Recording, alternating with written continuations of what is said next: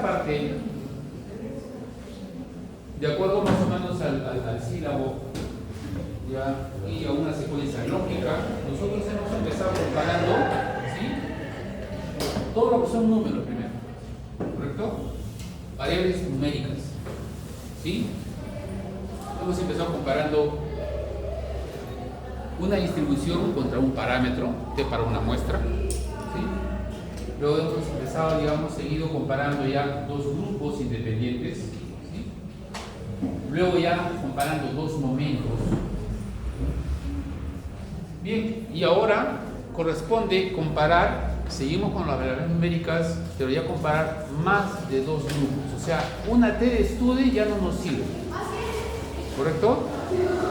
Una t de student ya no nos sirve para comparar grupos. Seguimos comparando grupos, ojo. ¿Listo? Pero ahora necesitamos ampliar justamente a más de dos grupos, ¿no?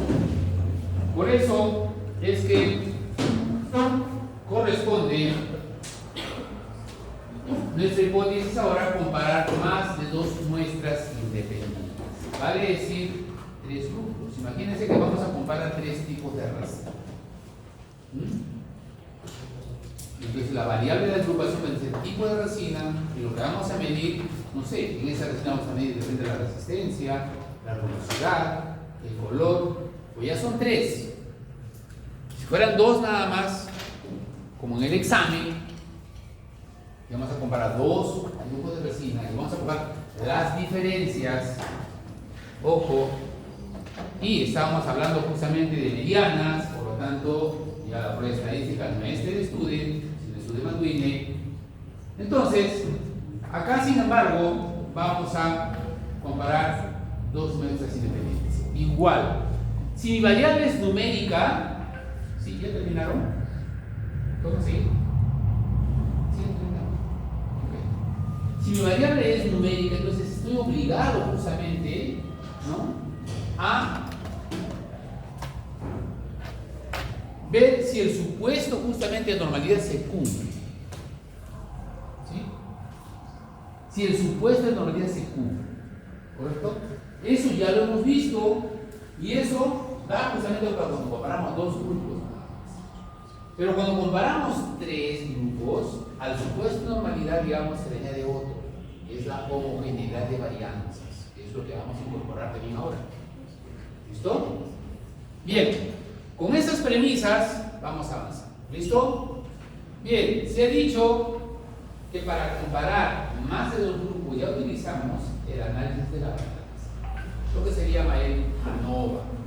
¿Sí? ANOVA.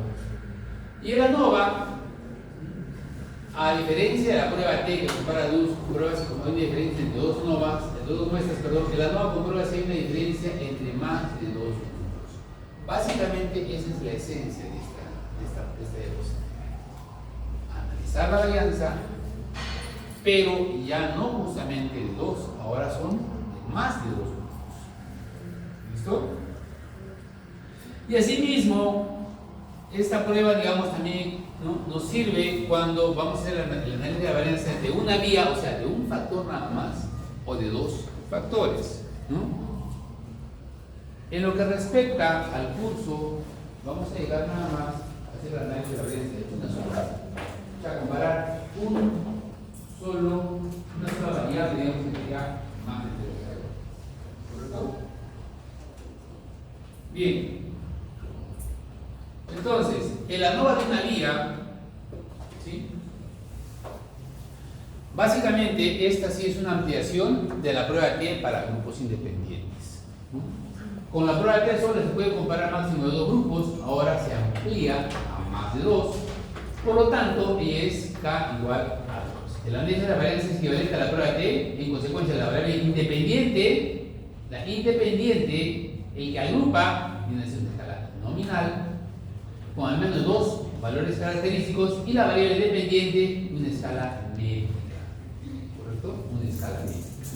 Bien, en otras palabras, la variable independiente viene a ser el factor que agrupa, o sea, tipos de resina, tipos de, qué sé yo, Si queremos comparar, por ejemplo, la resistencia de postes de fibra de vidrio, es el factor que agrupa. Y la dependiente viene a ser justamente siempre en escala métrica, ¿correcto? O sea, una variable numérica. ¿Sí? Bien, entonces la variable independiente, por lo tanto, es denominada factor, la que agrupa. ¿Listo? Veamos este caso. Cuando nosotros trabajamos con la T a las muestras independientes, tenemos dos grupos, ¿cierto? Grupo 1 y grupo 2. Estos en este caso son personas, pero también pueden ser, ¿sí?, resinas, dos tipos de resinas, ¿no? Acá, por ejemplo, sexo masculino y sexo femenino. También pueden ser dos grupos de resinas, dos grupos, digamos, dos tipos de fibras de vidrio, dos tipos de cementos selladores endodónticos, en fin. Sin embargo, cuando ya queremos comparar más de dos grupos, en este caso 1, 2, 3 y X grupos más, ya la prueba estadística que vamos a utilizar es el ANOVA de un factor. O sea, un factor porque ese es un solo grupo que agrupa. En este caso, tiene la misma característica, son tres grupos. ¿Qué agrupas? Tipos de resina. Es un factor. ¿Correcto? Tipos de resina, ese es un factor. A, tipo de resina A, tipo de resina B, tipo de resina C. Ese sería un factor. Y otro factor, por ejemplo, ¿cuál sería? Si a estos tres tipos de resina, ¿sí?, le agregamos otro factor, otro que va a influir, por ejemplo, ahí, que va a ser el tiempo. Quiero evaluar justamente la resistencia de esos tres grupos de resina en 3 tiempos. ¿Sí? A los 7 días, a los 14 días y a los 21 días. Entonces ese sería un segundo factor. Desde ANOVA de 2 vías o de 2 factores. ¿Y qué vamos a medir, digamos, en la resina? Vamos a ver su resistencia o su color, ¿sí? Una variable numérica siempre. ¿Correcto? Bien, entonces, por eso, la independiente es el factor que agrupa. Si es un solo factor, perfecto, puede ser de una vía. Si son 2 factores, ANOVA de 2 vías, ¿sí? Pero la variable justamente en la cual vamos a medir, ojo, el ANOVA siempre trabaja con variables numéricas. En este caso la resistencia, ¿sí?, la microdureza, en fin, lo que vamos a medir. Entonces, queda claro.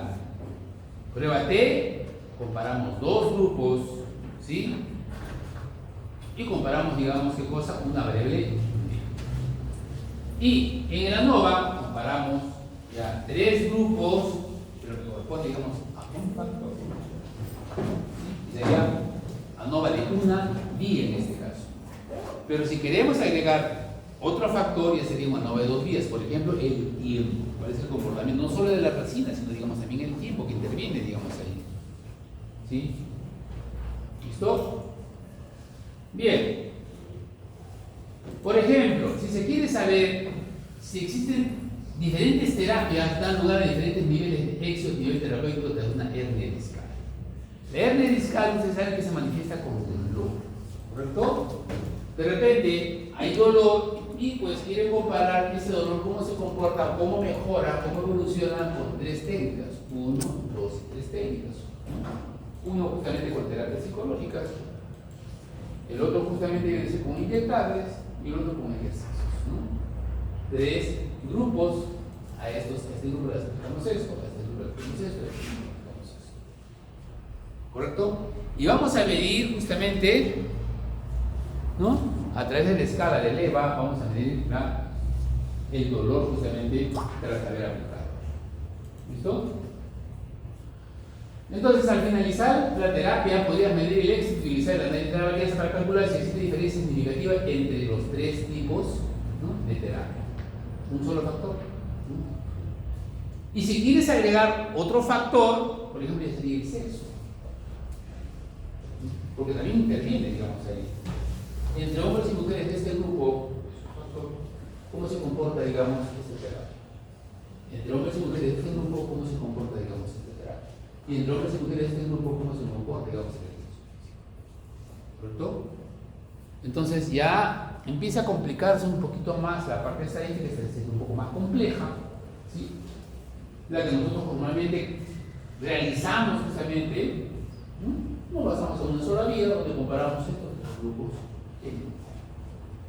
Hasta ahí se va a dar justamente esto, y la NOVA de una sola vía es lo que vamos a trabajar. Pero recordar que siempre, ¿no?, si queremos agregar otro factor, que sería, ¿no?, de 2 vías hasta 3. ¿Listo? Este análisis de la varianza soporta, digamos, hasta 14. En fin, vías, o factores. Entonces, ¿cuál sería la hipótesis de la pregunta? ¿Existe alguna diferencia en la población entre los distintos grupos de la variable independiente, o sea, el factor, con respecto a la variable dependiente? Entonces, la variable independiente, en la que agrupa son los distintos tipos de terapia, y la variable dependiente, ¿por qué dice dependiente? Porque depende justamente del tipo de terapia para ver justamente cómo se percibe el dolor, tras haber realizado la tarea respectiva. Bien, entonces el análisis de la varianza, la hipótesis nula y la hipótesis alternativa resulta de un análisis de la varianza de una vía, ¿no? Sería de la manera siguiente: hipótesis nula, la que niega; hipótesis alterna, la que ve diferencias. Empezamos por esta. Existen diferencias en los valores medios de los grupos. Y la nula es la que niega justamente. El valor medio de los grupos es el mismo. En otras palabras, el dolor es igual a los grupos de la terapia. Y en esta, por lo menos una de las terapias es diferente a los grupos, o a las otras 2 terapias. Es así como se maneja el ANOVA. En el caso de la estudio, son 2 nada más, la hipótesis más simple, se dice H1 y H0. H1 hay diferencias entre los 2 grupos, y H0 no hay diferencias. Pero en el caso de la ANOVA, son 3 grupos, ¿correcto? Entonces, lo que corresponde, digamos, a H1 es por lo menos uno de los 3 grupos es diferente a los demás. Por lo menos uno. ¿Ya? Y H0 viene a decir que los 3 grupos son similares. El ANOVA tiene la particularidad de que el valor de P te dice nada más sí, uno de los 3 es diferente. Hasta ahí llega. ¿Sí? Entonces es necesario realizar otras pruebas adicionales para identificar dónde están esas diferencias, ¿no? Y de eso se trata justamente cuando nosotros trabajamos con las pruebas post-op. Entonces, el resultado de la ANOVA solo permite afirmar si existen diferencias entre al menos 2 grupos. Sin embargo, no se puede determinar qué grupos son exactamente diferentes, como el ANOVA. Por lo tanto, es necesario, se necesitan las pruebas post-op para determinar qué grupos difieren. Hay diferentes métodos, tipo el Ferroni, el Duncan, el Sheffer, ¿okay? Vamos a ver ahora cómo. Bien, hay requisitos para el análisis unidireccional de la varianza, ¿no? Es importante, ¿no?, para realizar la ANOVA que se cumplan ciertos requisitos, nosotros llamamos supuestos, ¿sí? Uno de ellos ya lo vimos, que es el supuesto de normalidad, ¿correcto? Entonces, hay que ver justamente ello. Aquí está, supuesto de normalidad. Sin embargo, el análisis de varianza requiere 1, 2, 3, 4 supuestos. En primer lugar, nivel de la escala. La variable independiente debe ser métrica, ¿sí? La variable independiente debe ser nominal. Entonces, la variable que se mide debe ser numérica, ¿correcto? La variable que se mide debe ser numérica y la variable independiente, la que agrupa, es nominal. Por ejemplo, 3 tipos de resinas. A, B o C. Esa es una variable independiente. ¿Ya? 3 terapias. Terapia inyectable, terapia de ejercicio, terapia psicológica. Son variables independientes. ¿Y por qué se dice que son variables dependientes de las métricas? Porque son las que se van a medir. ¿Sí? Son las que nosotros vamos a medir, como el tipo de dolor, es una variable métrica, vamos a medir. ¿Listo? Bien, ese es un supuesto. Entonces, ojo, el supuesto de nivel de escala, se ha dicho que la variable independiente es nominal y la variable dependiente es numérica. Segundo supuesto, independencia. Las mediciones deben ser independientes, es decir, el valor medido de un grupo no debe estar influido por el valor medido del otro grupo. ¿Sí? O sea, los que forman parte, por ejemplo, del grupo de inyectables, ¿sí? No deben estar afectados, por ejemplo, por realizar ejercicios. No. Un solo grupo. Un solo grupo. Cada quien, digamos, en su grupo. No debe haber interacciones, digamos, entre los grupos. A eso se lo denomina independencia. No debe afectar. La homogeneidad de las varianzas dice que cada grupo debe ser aproximadamente igual. Las varianzas de cada grupo deben ser aproximadamente iguales. Eso se puede comprobar con la prueba de Lebesgue. Esto ya lo vamos a determinar también. Y la distribución normal, ya saben ustedes, ¿no?, que es a través de las pruebas, pues, de Shapiro-Wilk o Kolmogorov-Smith, ¿no? Nosotros trabajamos con Shapiro-Wilk, ¿no? Y de acuerdo a ello, si hay normalidad, trabajamos con la ANOVA, pero si es que las no presentan distribución normal por lo menos uno de los grupos, tendríamos que trabajar con la prueba de los calcuales para hacer esa comparación, ¿correcto? Ya no podemos utilizar ANOVA. ¿Por qué? Porque vamos a trabajar con sus medianas. Y las medianas, ¿sí?, trabajan con esta prueba, Kruskal-Wallis. Ya no es ANOVA, es Kruskal-Wallis. ¿Y por qué trabajamos con esta? ¿Por qué? Porque basta que uno de los grupos a comparar sus medidas no presenten distribución normal. ¿Listo? Bien, entonces aquí están los supuestos que deben cumplirse. Nivel de escala. Fíjate, la variable dependiente es la que se mide, presión arterial. Y la variable factor, que es la independiente, estas son los tratamientos. Tratamiento A, tratamiento B, tratamiento C. ¿Correcto? Entonces los factores siempre van acá. Variable que agrupa. Variable independiente. Y la dependiente, ¿no?, es la presión arterial, la que se mide. Por ejemplo, queremos ver acá si el tratamiento con 3 tipos de medicamentos antihipertensivos, ¿sí?, ¿cuál de ellos modifica más o controla mejor la presión arterial? Losartán, irbesartán, captopril. ¿Cuál de estos 3 medicamentos controla mejor la presión arterial? Entonces, los tipos de antihipertensivos van acá. Es un factor. ¿Sí? Y la que se va a medir es la dependiente, la presión arterial. La que se va a modificar. ¿Se va a modificar de acuerdo a qué? De acuerdo al medicamento. El captopril, ¿cuánto modificará? ¿Sí? El losartán, ¿cuánto modificará? El captopril, ¿cuánto modificará? Entonces, por eso es eso. Pues, lista de factores. Y cuando queremos, por ejemplo, hacer una ANOVA de 2 vías, utilizamos esta misma, pero acá le agregamos el otro factor. ¿Cuál podría ser? El sexo. ¿Se dan cuenta? El sexo. Entonces, ¿cómo estos 2 factores pueden interactuar para modificar la presión arterial?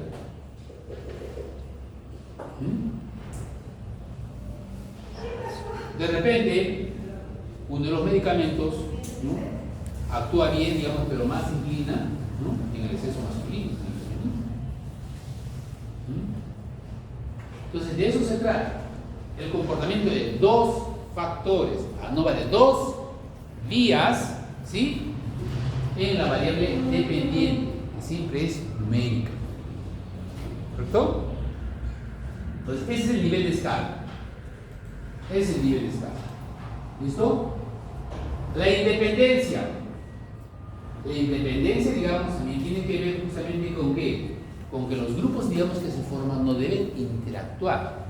¿Sí? No deben interactuar. Por ejemplo, los del grupo que están tomando los sartán no deben absolutamente tener a ver antecedentes, digamos, de haber tomado otro tipo de antidepresivos. ¿Listo?